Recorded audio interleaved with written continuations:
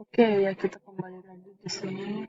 Setelah kalian input ke 30 datanya, kita akan lanjutkan kembali untuk menyimpan serta mencoba membuka file tersebut. Nah, ini adalah data yang sudah lengkap di sini. Kemudian kita akan menyimpan data tersebut, data ini. Jadi kita klik sama seperti Microsoft Office yang lain ya. Kalau menyimpan bisa klik save atau save as, atau boleh kalian pakai icon ini, atau boleh kalian pakai Ctrl S ya. Jadi tinggal klik save. Kemudian saya minta kalian punya satu folder di mana folder tersebut bertuliskan latihan SPSS. Letak foldernya silakan di mana saja. Misalnya kalian mau cari di D, misalnya kuliah semester 4 gitu. Terus kalian klik new folder di sini ya, new folder, kemudian kalian tuliskan latihan SPSS. Kemudian oke. Kemudian kalian double klik lagi sehingga kalian akan menyimpan file ini di folder tersebut ya. Dengan filenya adalah latihan 1. Ini biarin aja sampai jangan diganti-ganti. Setelah kalian ketik ini kalian klik save. Oke. Oke ya. Nah, kemudian saya perlu memberitahu dulu di sini kadang-kadang nih kalian misalnya nggak sengaja, ini kan sebenarnya darahnya 30, tapi misalnya nggak sengaja sampai kelewat 31 gitu ya. Nah, ketika seperti ini kan kita biasa menghapus ya gitu, kelewat gitu. Tapi kalau kalian lihat di sini, nah ini ada perbedaan kan, kelihatan dari 30 ke 31 ke 32-nya ya. Kalau 31 itu tertulis dengan warna hitam menyala, sedangkan 32, 33 seterusnya itu abu-abu. Nah, yang abu-abu ini menyatakan datanya tidak aktif, sedangkan yang hitam ini menyatakan datanya aktif. Nah, kalau misalnya ada seperti ini, masih data 31 ini masih dianggap data aktif oleh SPSS dan seringkali dipandang sebagai missing data. Kita tidak mau seperti ini, jadi kalau untuk menghapusnya seperti apa, kita klik di angka 31, klik kiri, kemudian setelah diklik terbold dia semuanya, kita klik kanan lalu kita pilih clear. Oke ya, jadi tanggal data 31-nya sudah diganti ya. Begitu juga kalau misalnya nggak sengaja tulis di bagian part. Nah, dia akan keluar part 001. Nah, untuk menghapus ini kita klik di atas lalu kita klik clear. Nah, seperti itu ya caranya ya. Nah, kliknya di bagian atasnya atau di bagian barisnya. Lalu kita klik kanan clear. Oke, itu kemudian kalau ada perubahan silakan di save.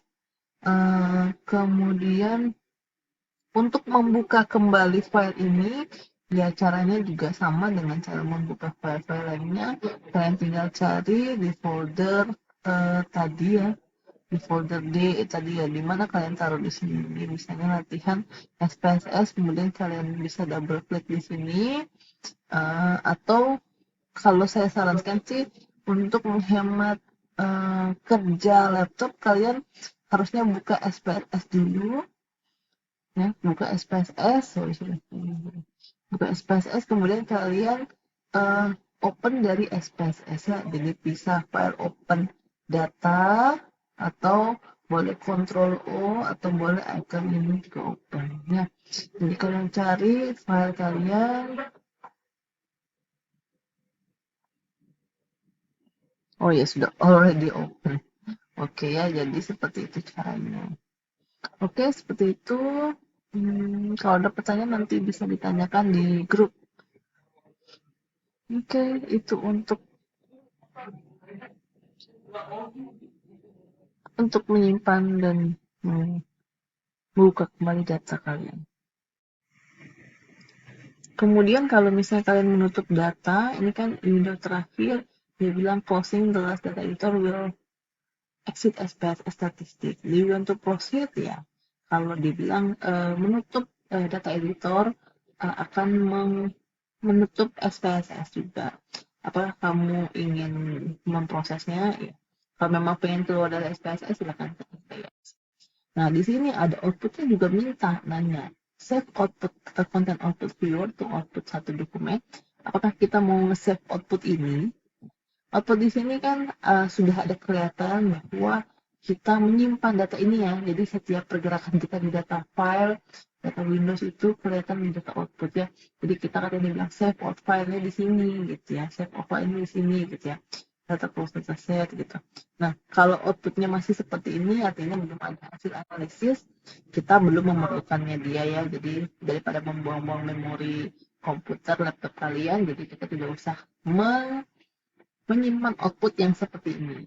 Nanti kalau sudah ada file output yang sebenarnya gitu, baru kita simpan outputnya sebagai hasil analisis ya. Kalau sekarang kita masih no. Oke. Oke, kita sudah keluar dari SPSS.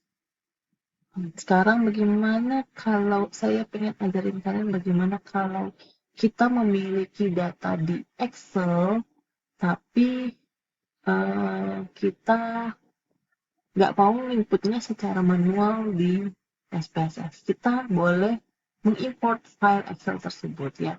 Caranya adalah klik file, kemudian kita klik import data, kemudian kita di sini pilihannya ada banyak, tapi kita mau pakai Excel. Nanti Excelnya saya kirimkan, sudah upload di e-learning, data latihan 1. Silakan kalian download file Excelnya untuk sama-sama dipraktekkan saat ini. Ya, kita punya di sini, maaf data saya nggak di sini. Nah,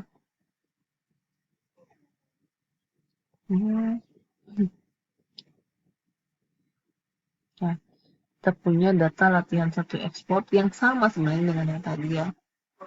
Kemudian kita klik OK. Kemudian di sini diminta worksheet-nya berapa. Jadi kalau Excel kalian ada beberapa worksheet, jadi kalian bisa memilih sheet yang mana ya. Tapi kalau data kita ya data latihan 1 ini baru 1 sheet, jadi ya kita bisa memilih ini. Kemudian di sini diminta read variable name from first row of data, jadi centang ya.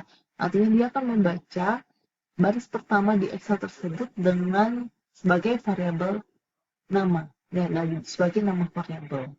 Oke, jadi pastikan di Excel kalian baris pertamanya adalah nama variabel. Karena dia akan mengidentifikasi di variabel view secara otomatis.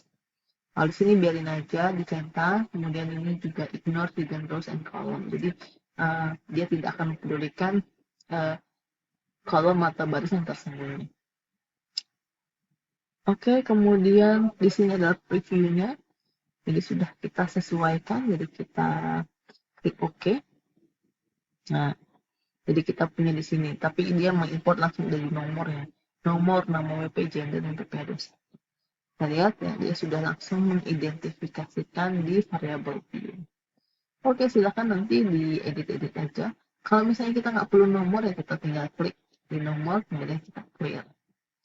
Oke, kemudian PPH dosa tuh kalau misalnya dia kan di sini secara otomatis ngasih mau tuangkan di belakang koma ya atau desimal satunya. Kalau kita mau nggak perlu desimalnya ya udah kita perbaiki di variable view dan kita jadikan desimalnya 0. Oke, seperti ini cara mengimport dari Excel. Kalau yang ini mungkin filenya tidak perlu disimpannya karena filenya sama aja dengan file yang tadi datanya ya. Ini Ibu hanya memperlihatkan cara mengimport. Oke, terima kasih. Kalau ada pertanyaan bisa ditanyakan di e-learning ya. Di e-learning aja. Oke, kita akan lanjutkan kepada video kegiatan praktikum kedua.